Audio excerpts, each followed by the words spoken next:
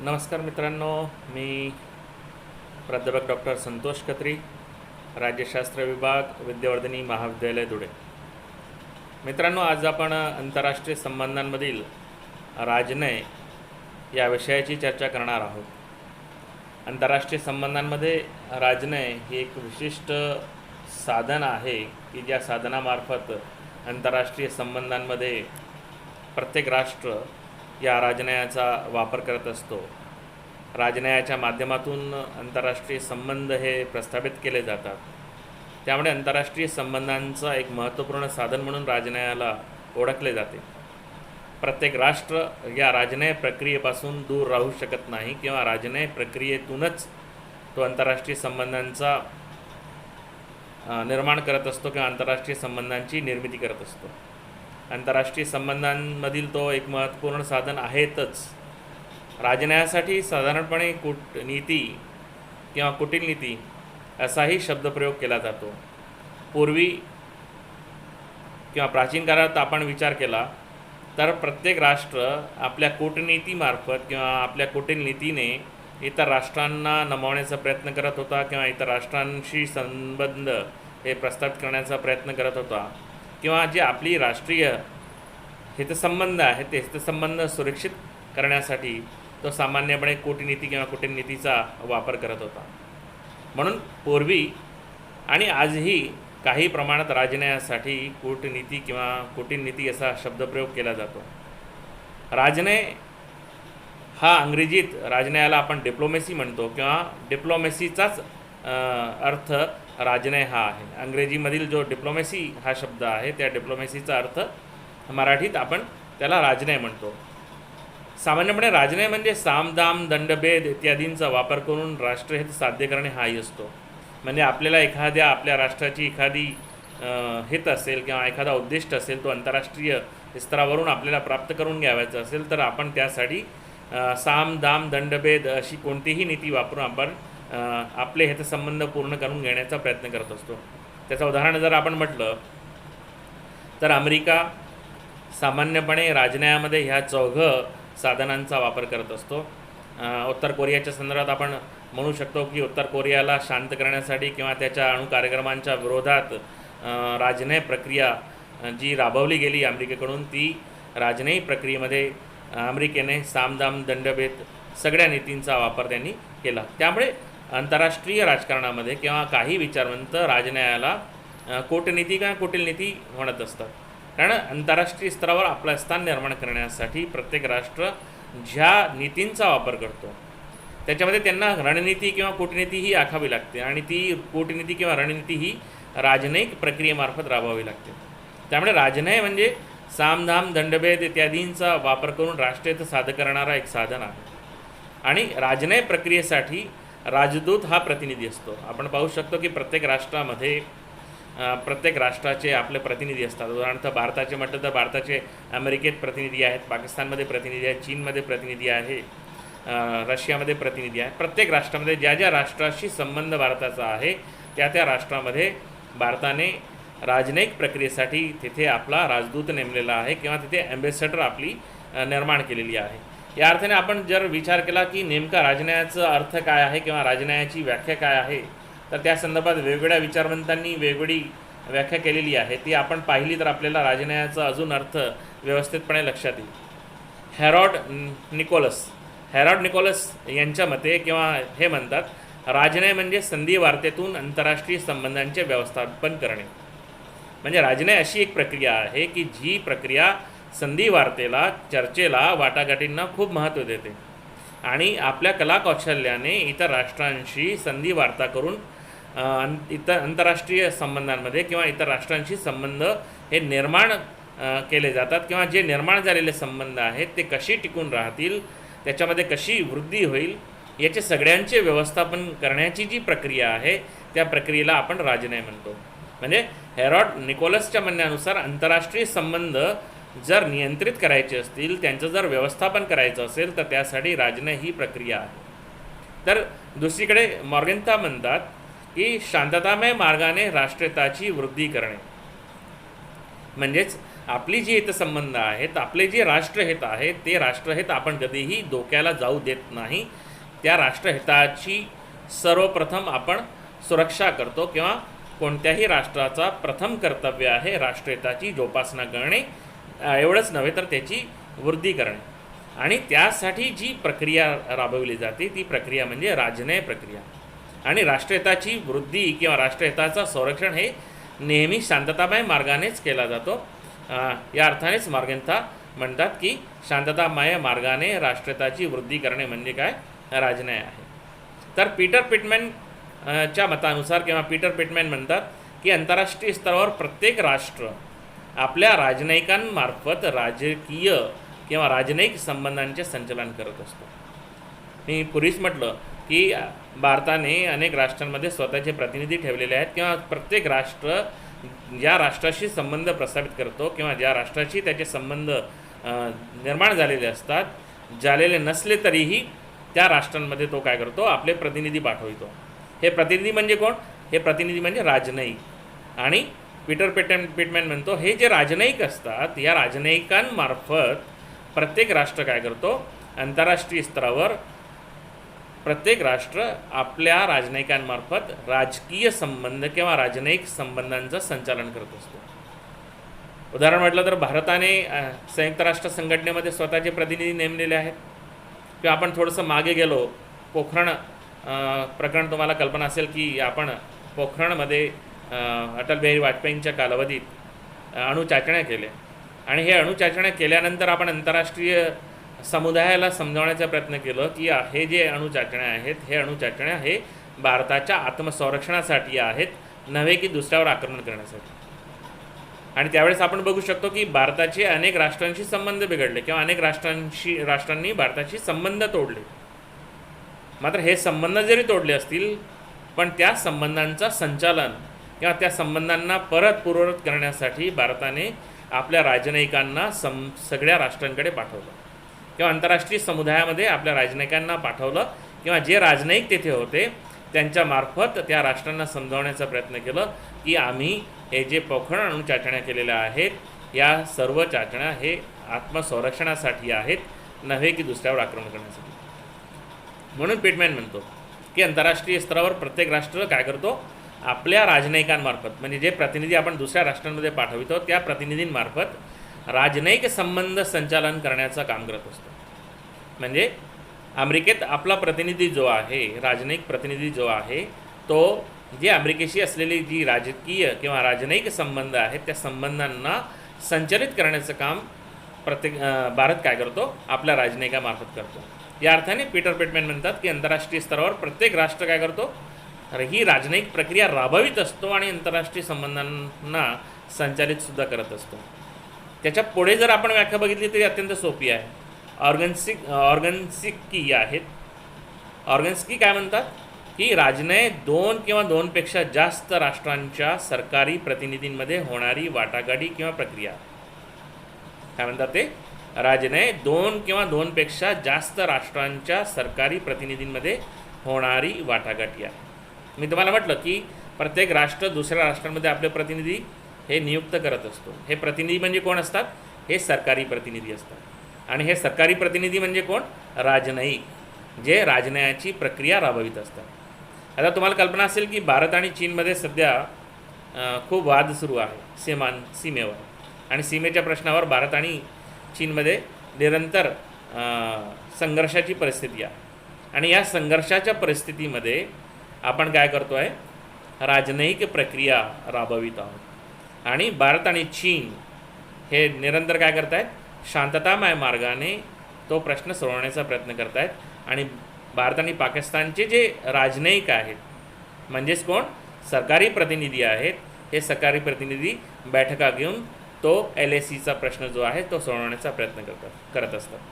किंवा आंतरराष्ट्रीय स्तरावर जिथे जिथे भारताचे संबंध आहेत किंवा ज्या संघटनांमध्ये भारत सदस्य आहे किंवा ज्या राष्ट्रांशी भारताचे संबंध आहेत तिथे तिथे त्यांनी आपले ॲम्बेसेडर, राजदूत पाठवलेले आहेत.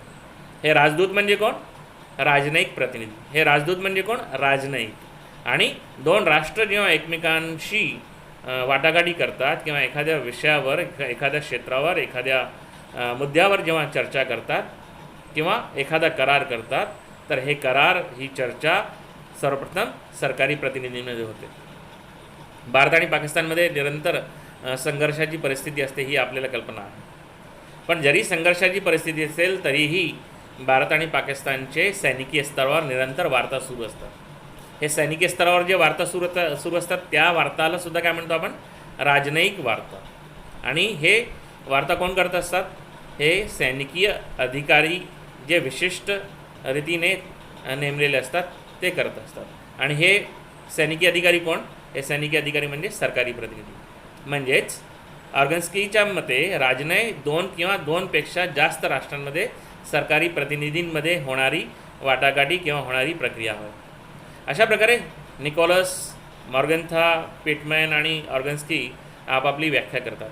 या सगळ्या व्याख्यांचा जर निचोड पाहिला, या सगळ्या व्याख्यांचा जर सारांश पाहिला, या सगळ्या व्याख्यांचा जर सामान्यपणे अर्थ पाहिला, तर राजनय म्हणजे काय, तर राजनय म्हणजे 2 राष्ट्रांमध्ये परस्पर सलोख्याचे संबंध प्रस्थापित करणारी कला आहे. राजनय ही कला आहे. कारण व्यक्ती जेव्हा एखाद्या व्यक्तीशी वाटाघाटी करतो, चर्चा करतो, तेव्हा त्याच्या वक्तृत्व कलेवर, त्याच्या बुद्धिमत्ता आणि त्या बुद्धिमत्तेच्या आधारावर त्याने वापरलेले शब्द, त्याने वापरलेला हातखंडा, त्याने वापरलेली विचारधारा, या सगळ्यांचा समावेश आपण कशामध्ये करतो, कलेमध्ये करतो. कारण व्यक्तीच्या बोलण्याची कलेवर संबंध चांगले होतील किंवा वाईट होतील, त्या अर्थाने 2 राष्ट्रांमध्ये परस्पर सलोख्याचे संबंध प्रस्थापित करणारी कला म्हणजे काय, राजनय होय. आणि त्यानंतर दुसऱ्याला न दुखवता स्वराष्ट्रहित साधणे, म्हणजे आपल्याला कोणाला दुखवायचं नाही आहे, कोणाशी वैर करायचं नाही आहे, कोणाशी दुश्मनी स्वीकारायची नाही आहे, पण आपल्या विचार कौशल्याने, आपल्या बुद्धी कौशल्याने, आपल्या वक्तृत्व कलेने दुसऱ्या राष्ट्राच्या राजकीय प्रतिनिधींना किंवा दुसऱ्या राष्ट्राच्या प्रमुखांना समजावून सांगणे आणि त्याला न दुखावता आपला राष्ट्रहित साध्य करून घेणे म्हणजे काय, राजनय आहे. म्हणजे राजनय म्हणजे काय, एक कला आहे. राजनय म्हणजे काय, दुसऱ्याला न दुखावता स्वतःची हित साध्य करणे आहे. आणि त्याचबरोबर आहे त्या परिस्थितीत युद्ध टाळणे, संधी घडवणे, तडजोड करणे, वाटाघाटी करणे म्हणजे राजनय. म्हणजे राजनयाचा सर्वप्रथम उद्देश काय आहे की कोणत्याही राष्ट्राशी संघर्ष करायचा नाही आहे, कोणत्याही राष्ट्राशी युद्ध करायचं नाही आहे, युद्ध टाळायचं आहे. कोणत्याही राष्ट्रासोबत आपल्याला संधी घडवायची आहे, तडजोड त्या राष्ट्राशी करावयाची आहे, त्या राष्ट्राशी वाटाघाटी करावयाची आहेत. आणि या सगळ्या मार्गांचा स्वीकार करून स्वतःच्या राष्ट्राचा हित आपल्याला साध्य करावयाचा. अर्थातच काय की कोणत्याही परिस्थितीत राजनय हे युद्ध करत नाही किंवा युद्धाच्या पाठीशी नसतो. आणि म्हटलं जातं जिथे राजनय विस्कटतं, जिथे राजनय प्रक्रिया बंद होते, तेथे युद्ध होतं, तेथे युद्ध निश्चित होते. आणि आपल्याला कल्पना असेल की जेव्हा भारतामध्ये अनेक वेळा पाकिस्तानने दहशतवादी हल्ले केलेले आहेत, त्या दहशतवादी हल्ल्यानंतर आपण त्यांच्याशी राजनयिक संबंध तोडले. राजकीय संबंध आहेत, राजनयिक संबंध तोडले. म्हणजे काय, आपण त्या राष्ट्रातून आपला ॲम्बॅसेडर परत बोलून घेतलं, त्या राष्ट्रामधील जो राजदूत होता, आपला जो राजनयिक प्रतिनिधी होता, त्याला आपण परत बोलवून घेतलं. म्हणजे ज्या वेळेस राजनयिक प्रक्रिया थांबतात, ज्यावेळेस राजनयिक प्रक्रिया संपुष्टात येतात किंवा ज्यावेळेस राजनयिक वार्ता हे बंद होतात, तेव्हा युद्धाचा धोका वाढतो. म्हणून म्हटलं जातं की राजनयावर डिपेंड आहे, राजनयिकांवर आधारित आहे की युद्ध होईल की शांतता राहील. कारण राजनयिक हा प्रतिनिधी असतो दुसऱ्या राष्ट्रामध्ये आपल्या राष्ट्राचा, आणि आपल्या राष्ट्राचा प्रतिनिधी असतो म्हणजे आपला तो प्रतिनिधी म्हणजे आपला राष्ट्र त्या राष्ट्रामध्ये आहे. आणि आपल्या राष्ट्राची प्रतिमा त्याच्या विचारांवर, त्याच्या वागणुकीवर आधारित असते. म्हणून आहे त्या परिस्थितीत युद्ध टाळणे, संधी घडवणे, तडजोड करणे म्हणजे काय, राजनय आहे. आणि त्याचबरोबर राजकीय, आर्थिक, सामाजिक, सांस्कृतिक हे त्या संबंधांची प्रस्थापना करणे म्हणजे राजनय. राजनय म्हणजे काय, राजकीय, आर्थिक, सामाजिक, सांस्कृतिक हे ते संबंध प्रस्थापित करणे. याचा अर्थ काय आहे, तो राजनय आहे. म्हणजेच राजनय दुसऱ्या राष्ट्रांमध्ये जेव्हा आपण राजकीय प्रतिनिधी पाठवतो किंवा राजनयिक प्रतिनिधी पाठवितो, तेव्हा तो राजनयाची प्रक्रिया घडवित असतो. आणि या राजनयाच्या प्रक्रियेमध्ये फक्त राजकीय संबंध प्रस्थापित करावायचे नाही आहे त्या राष्ट्राशी, तर त्या राष्ट्राशी आपल्याला प्रत्येक क्षेत्रामध्ये संबंध प्रस्थापित करावायचे असतात आणि प्रत्येक क्षेत्रामधील आपले स्वहित जे आहे, राष्ट्रहित जे आहे ते साध्य करून घ्यावायचं असतं. म्हणून राजकीय, आर्थिक, सामाजिक, सांस्कृतिक हितसंबंधांची प्रस्थापना करण्याचं काम किंवा प्रस्तावना करणे म्हणजे काय, राजनय आहे. म्हणजे उदाहरणार्थ जेव्हा आपला प्रतिनिधी इंग्लंडमध्ये आहे तर तो प्रतिनिधी फक्त राजकीय दृष्टिकोनातून तो तिथे लक्ष ठेवणार नाही, तर तो आर्थिक, सामाजिक आणि सांस्कृतिक दृष्टिकोनातून भारताचा संबंध कसा वाढणार आहे इंग्लंडशी किंवा असलेले संबंध वेगवेगळ्या क्षेत्रांमध्ये कसे अजून दृढ होतील, वृद्धिंगत होतील याची काळजी घेण्याचं काम कोणाचं असतो, राजनयिकांचं असतो. आणि हे राजनयिक ह्या राजनयाच्या प्रक्रियेअंतर्गत ह्या सर्व गोष्टी हे करत असतात. म्हणजेच राजनय म्हणजे काय, एक अशी कला की ज्या कलेच्या माध्यमातून प्रत्येक राष्ट्र इतर राष्ट्रांशी सलोख्याचे संबंध प्रस्थापित करत असतो आणि प्रत्येक क्षेत्रामध्ये सलोख्याचे संबंध प्रस्थापित करत असतो. या अर्थाने राजनय म्हणजे काय, आंतरराष्ट्रीय स्तरावर आंतरराष्ट्रीय संबंध प्रस्थापित करणारी एक प्रक्रिया, दुसऱ्या राष्ट्रांशी सलोख्याचे संबंध प्रस्थापित करणारी एक प्रक्रिया आहे आणि याचे संचलन त्या राष्ट्राच्या प्रमुखांकडून होत असते.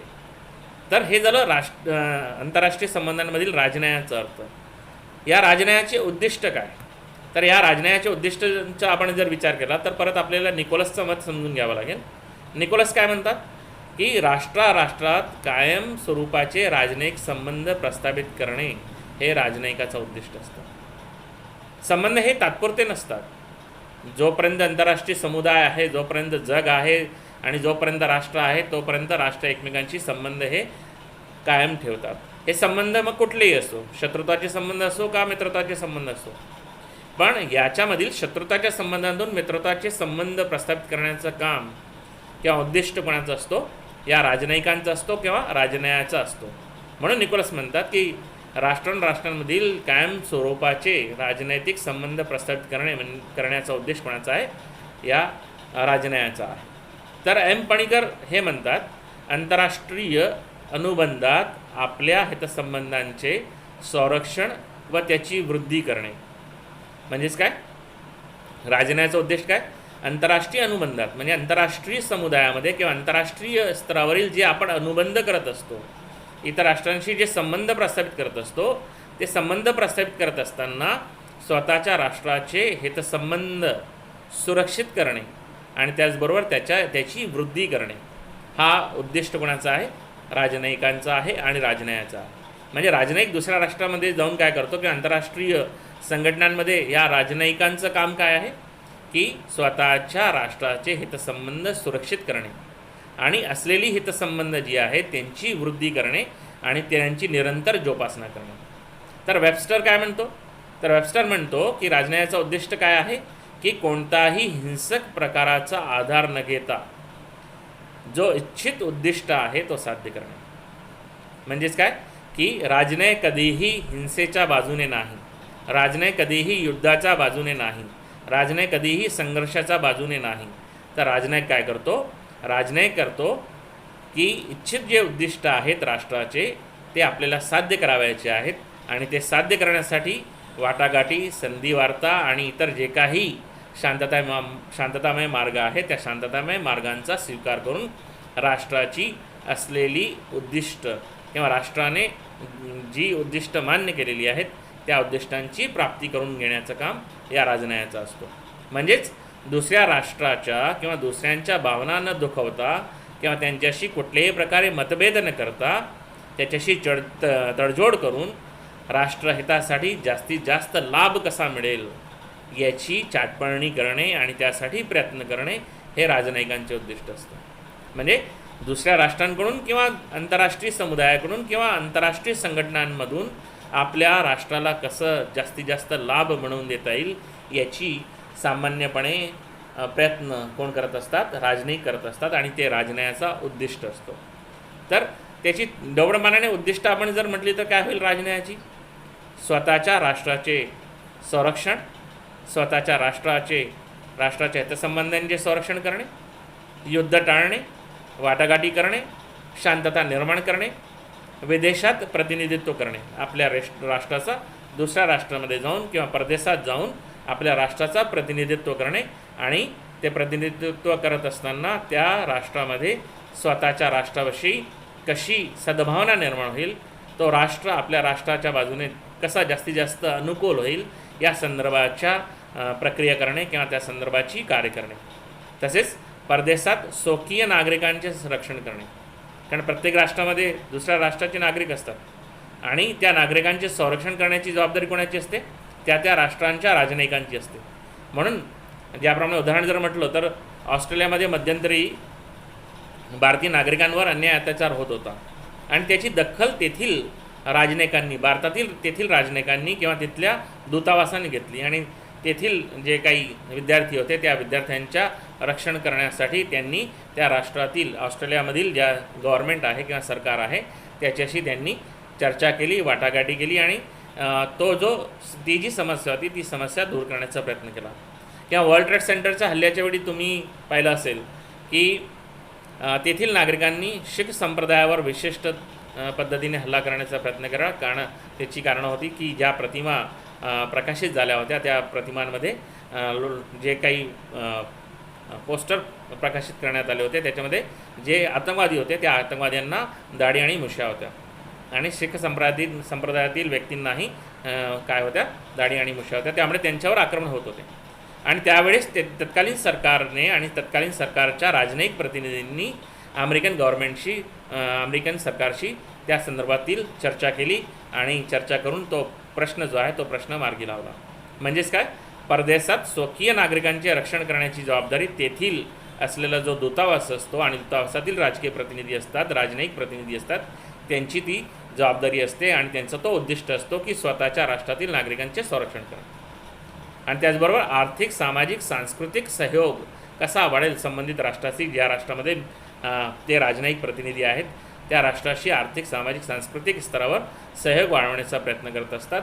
आणि हे निरंतर उद्दिष्ट जे आहेत, हे निरंतर उद्दिष्ट राजनयिक प्रक्रियेमध्ये पूर्ण करावी लागतात किंवा राजनयिकांना ही उद्दिष्ट निरंतर जोपासावी लागतात आणि उद्दिष्टांची पूर्ततेसाठीच त्यांची नेमणूक कुठे होते? आंतरराष्ट्रीय स्तरावर होते, आंतरराष्ट्रीय संघटनांमध्ये होते, दुसऱ्या राष्ट्रांमध्ये होत असते. तर हा सामान्यपणे राजनय आहे ज्याचा अर्थ आणि उद्दिष्ट आपण समजून घेण्याचा प्रयत्न केलेला आहे. आपल्याला जर हा व्हिडिओ आवडला असेल, ही माहिती आवडली असेल तर निश्चित आपण याला लाईक करा, शेअर करा, सबस्क्राईब करा आणि त्यानंतर आपण पुढच्या एपिसोडमध्ये आपण बघणार आहोत की राजनय याचं स्वरूप काय आहे, राजनयाची प्रकार काय आहेत, हे परत मी आपल्यासमोर घेऊन येणार.